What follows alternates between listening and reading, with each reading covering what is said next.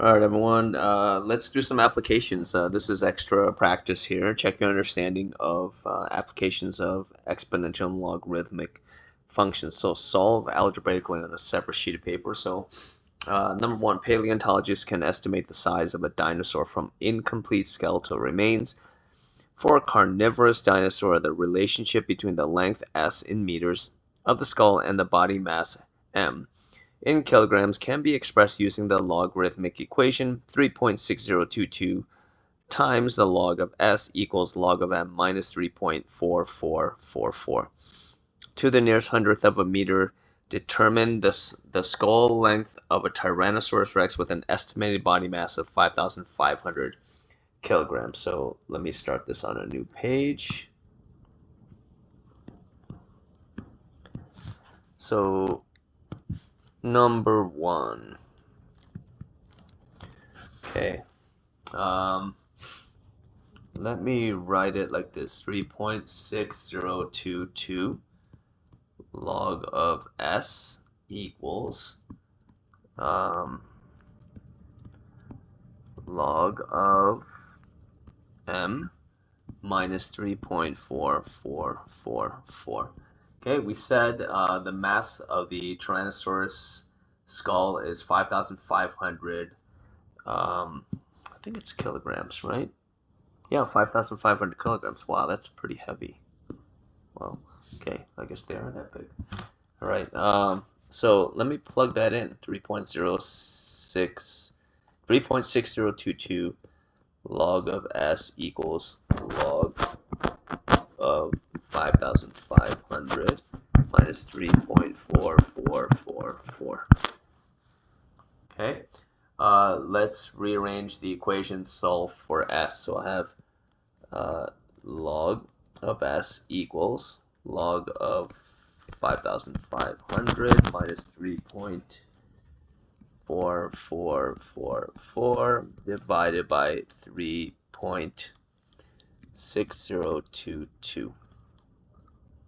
Okay, and then just so I'm not losing accuracy with, I'm not going to um, round any decimals until the very end. So I'm going to convert this to, remember this is base 10, folks. I'm going to convert this to an exponential expression and then evaluate. So that's 10 to the log of 5,500 minus 3.4444 divided by 3.6022, and all of that, that's your exponent, equals s. And it says rounded to the nearest hundredth, so 1.21 meters equals the length of the Tyrannosaurus rex skull. So T-Rex skull, that's big, is 1.21 meters long. So in our numerical response, I will write 1.21. So let's fill that in. 1.21. Next one. Use the following information to answer the next two questions. Okay. The human ear is sensitive to a large range of sound intensity. Scientists have found that the sensation of loudness can be described using a logarithmic scale. The intensity beta in decibels of a sound is defined as beta equals 10 times the log of the ratio of the intensity of the sound divided by initial intensity, which is I naught, or I sub 0. And I is the intensity of the sound in watts per square meter, and I naught corresponds to the faintest sound that can be heard by a person of normal hearing. Here's the question. Number 2.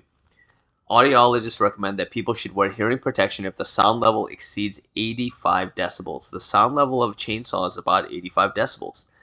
The maximum volume setting of a portable media player with headphones is about 110 decibels. How many times as intense as the sound of the chainsaw is the maximum volume setting of the portable media player to the nearest tenth? Okay, let's take a look. So let's go to number 2.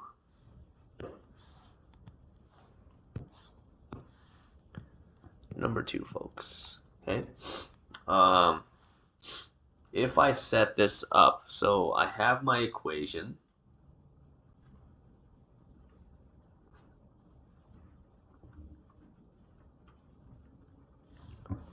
So take that equation right here, okay?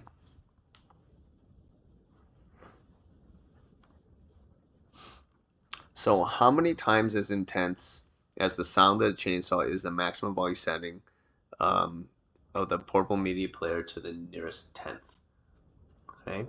So I'm making a comparison of the ratio. So if I start with my equation, beta equals 10 log of I divided by I naught.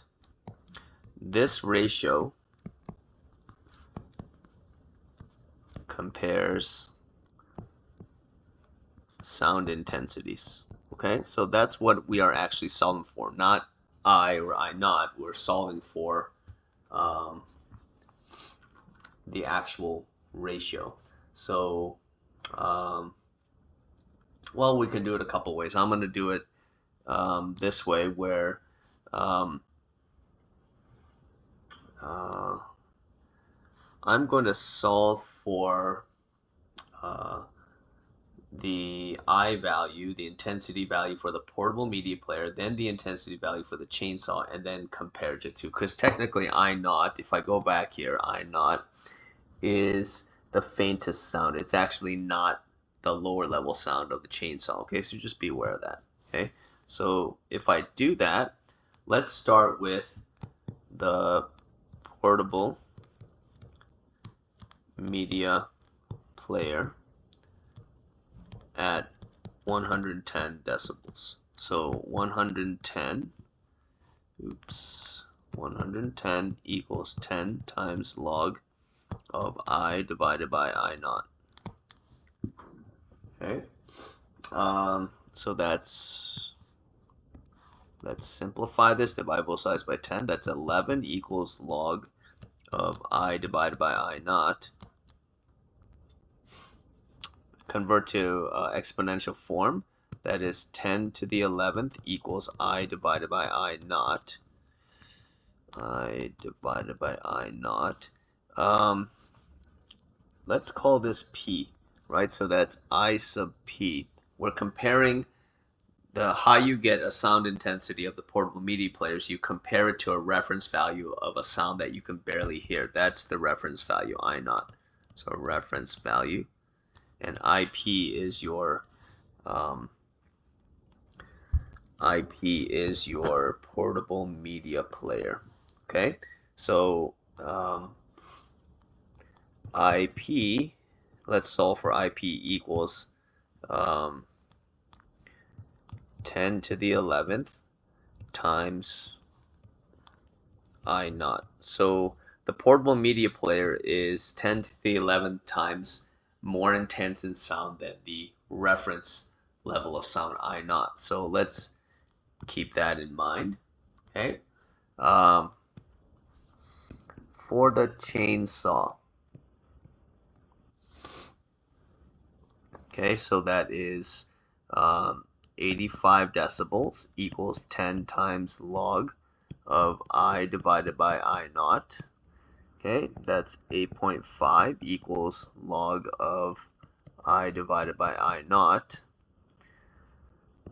10 to the 8.5, let's convert to exponential form. I divided by I naught. Okay, this is IC, which is the intensity of the chainsaw at 85 decibels.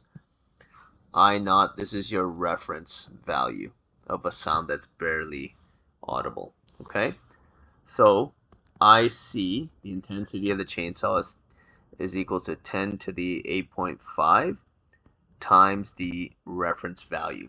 Okay, so if I'm comparing, so compare portable media player to a chainsaw, the sound intensities. How do I do that? I take IP divided by IC. That's my comparison. So IP is 10 to the 11th times I naught divided by IC, the chainsaw, is 10 to the 8.5 times I naught.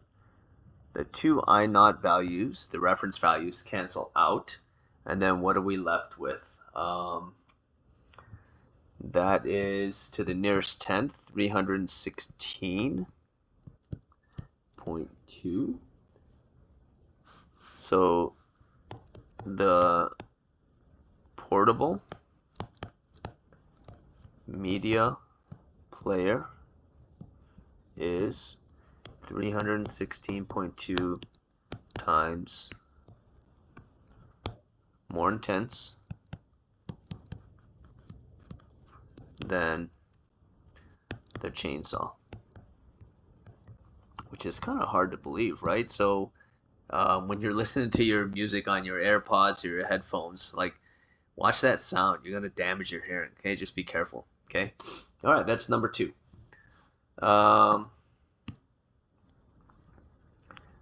Number 3. So we got 2 questions to answer based on this information. The sounds that are at most 100,000 times as intense as a whisper are considered safe, no matter how long or how often you hear them. The sound level of a whisper is about 20 decibels. What sound level in decibels is considered safe no matter how long it lasts? So number 3.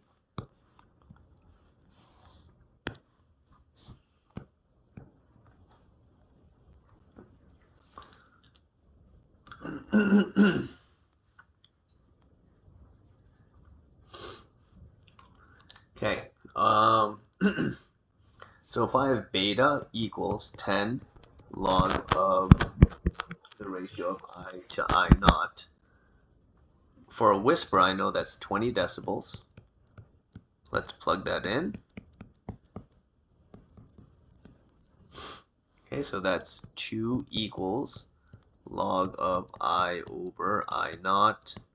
And I get 10 to the 2 equals I over I naught. Well, this would be my intensity of my whisper. Okay. Let's compare the intensity of the whisper to a reference value. So IW equals 10 squared times I naught. So intensity of the whisper is 100 times that of the reference value I naught. Let's hold that. The question says, go back, sounds that are at most 100,000 times as intense as a whisper are considered safe. So we want to know what decibel value is this 100 times as intense as a whisper. So let's go back. Okay, so 100,000 times as intense as a whisper is exactly that, right? So that is 10 million times the reference value, or let's use exponents here, 10 to the 7th times I naught. So I go back to my sound intensity equation, 10 times the log of the ratio of sound intensity compared to the reference value. I'm looking for this beta value in decibels. So that's 10 log of 10 to the 7th I naught divided by I naught. Okay. These two values divide out to 1. So I'm left with 10, or beta, equals 10 log of 10 to the 7th. Well, these are common logs, base 10. So that beta equals 10 times, well, that's evaluated to 7. So beta equals 70. Beta equals 70 decibels. Okay, so 70 decibels is the safe sound level. Okay, let's go back. Number 4. Algebraically determine the time period required for 7,000 invested at 10% per annum compounded semi-annually to grow to $10,000. Okay. Remember our equation, right? So we're going to stick with, remember I showed you in class, we're going to stick with the generic form of the equation. A equals P times 1 plus I, not this R over N business. I want to use I because if you know how to use this equation, the most general form, you can make it specific for any case that you want. A equals P times 1 plus I raised to the N. Okay? So let's start plugging in our values. So let me just go back here. It says, yeah, okay. So I got all that. What do I need? What do I have? My final amount, right, that I have after doing this investment is $10,000. The initial amount I start with is $7,000. Okay. And then my interest rate is 10% per annum, but so folks, remember, it's compounded semi-annually. So I'm going to divide this by 2, so I get 0.05. Okay, and then n is what I don't know. How many compounding periods, right? And then I'm going to use that to work backwards and calculate the time in years. Okay, but this is the format you want to use. Remember, this is exponential growth. So this is your growth factor. Okay, and so let's plug everything in. A equals 10,000 equals P is 7,000 times 1 plus 0.05, and this is all raised to exponent n, which we don't know. Okay, so that is 1,000 divided by 7. That's 10 over 7 equals 1.05 raised to exponent n. Okay, I'm going to take the log of both sides, common log of both sides.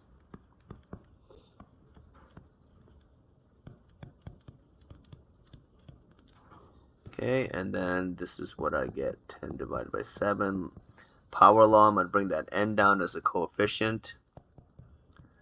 And then I have log of, I'm going to divide both sides by log of 1.05. So log of 1.05, and that equals n. Okay, so I have common log of 10 divided by 7 divided by common log of 1.05, and I get n value of 7.310386. Okay, this is semi-annual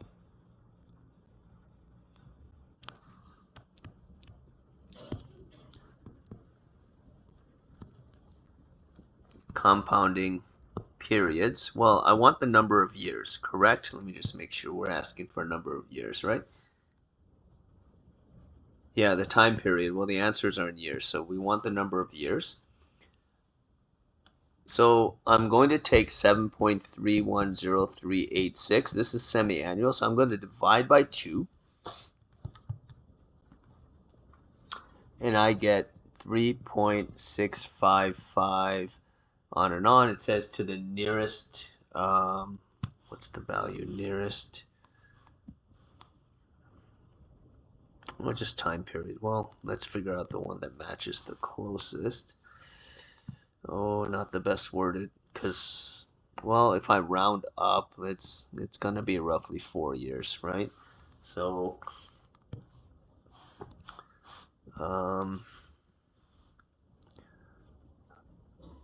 algebraically determine the time period required for $7,000 invested at 10% per annum compounded semi-annually to grow to $10,000. That's going to be B, 4 years. Okay, so let me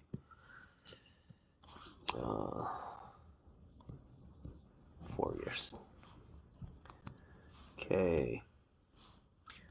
Number 5, every meter below the water surface, light intensity is reduced by 5%. At what depth to the nearest tenth of a meter is light intensity 40% of that of the surface? So let's do number 5 here, folks.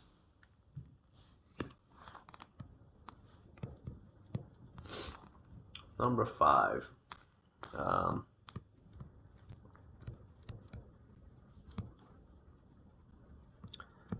Use decay formula,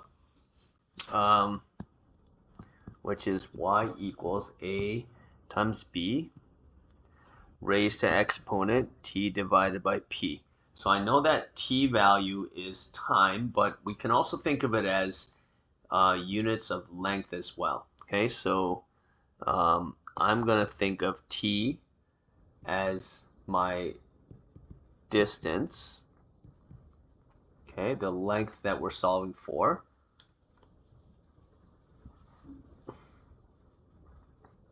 P is my reference length or distance, and this is based on 1 meter, because if I go back, it says for every meter I lose light intensity by 5%. So that's going to play into my growth, or sorry, my decay factor. So when I look at this, right, P is a reference value of 1 meter. Okay, my decay factor is 1 minus 0.05, and that equals 0.95. This is my decay factor. So every meter, so this says every 1 meter I go down, there is 95% of light intensity. Okay, so that's what we're saying here. So I know these decay formulas are written in terms of time, but we can also think of them as in terms of units of distance as well. So this works out well as well. So instead of y equals a times b to the t divided by p, think of it as y equals a times b to the d over this reference length, so distance divided by reference length, just like we so distance d. Okay, so just like we wrote right there. Okay, so let's plug it in. We want to know what distance you travel down to get to 40% of the light intensity. So this y value is going to be 0.40. And I start out with an initial intensity of 1. I have a 100% intensity. So you can think of it as like 40 and 100, b to the d over L. Or you can just think of it as decimal value. 0.40 equals 1 times b, which is 0.95. That's my decay factor. And then d over L. D is what we're solving for. L is just a reference of 1. So if I think of 1, every 1 meter, I reduce my light intensity or visibility to 95%. So I think of those two values as linked, but I don't need to write the 1. I'm just going to keep it nice and simple. Okay, so 0.95 to the d. So I have 0.40 equals 0.95 raised to exponent d. Okay.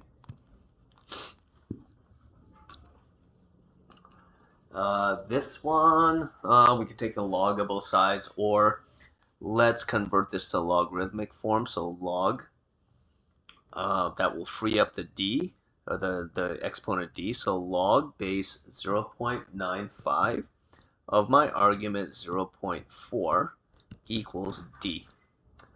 And it says to the nearest tenth, 17.9 meters equals d. So at 17.9 meters in depth, the intensity of light is 40% of the light intensity at the surface.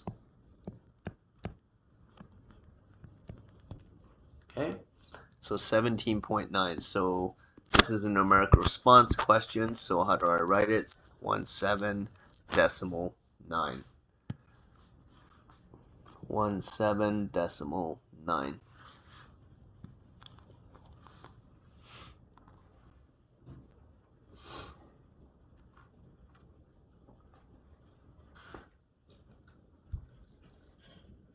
Okay, Revenue Canada allows 30% annual depreciation on computer equipment that is used for business purposes.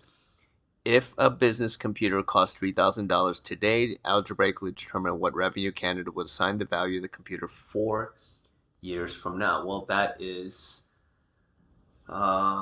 this is a decay problem, so depreciation. This is a typical thing that businesses will do when like for a company that owns a lot of computers, well, they lose value as years go on, and companies are allowed to offset the income taxes paid based on the value of certain equipment that they use for their business. So in terms of a computer company, or like if you're a programming company or tech company, you have lots of computers. Well, um, the Canada Revenue Agency is very specific about how you can depreciate um, certain equipment like computers. So this is an example problem of decay. So y equals a times b to the t divided by p.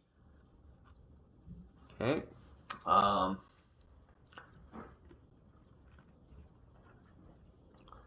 we are starting with $3,000 today. That's my initial value. So a equals 3,000. I'm looking for the y value, which is the value at the end, right? Um,